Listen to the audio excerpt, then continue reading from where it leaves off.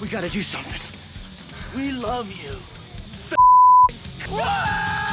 Oh no, Bill and Ted. Aye. It's fine. I think everyone learned something and knows better now. These things happen.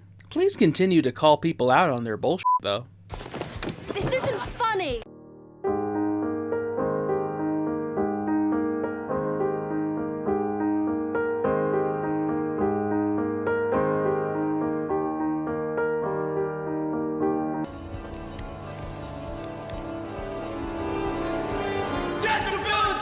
The first Bill and Ted is fondly remembered by everyone who watched it back in the day, but what about its follow-up, Bill and Ted's Bogus Journey? I learned a lot in my time about how movies are remembered in certain bubbles on the internet. Some sequels aren't as favorably looked back on or strike the specific chord that their predecessors do. Speaking of, has anybody ever done a notable review of Teenage Mutant Ninja Turtles 3?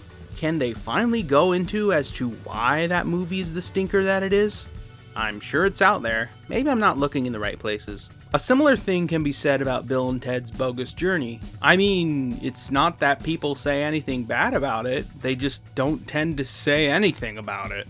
I get why that's the case after watching this directly after seeing the first one. It's a solid sequel, but it doesn't necessarily capture the lightning in a bottle success that the first one did, which happens. It's still a good movie and worth watching at least once.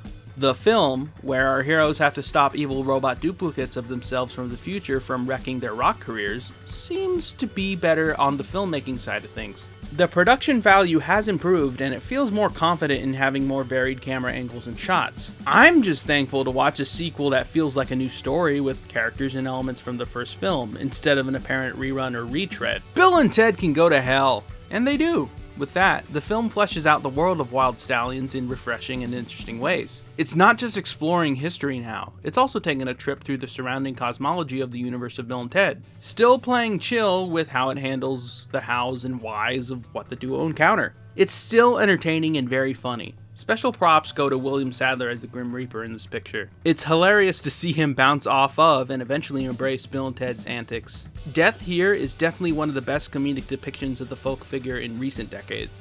Damn right!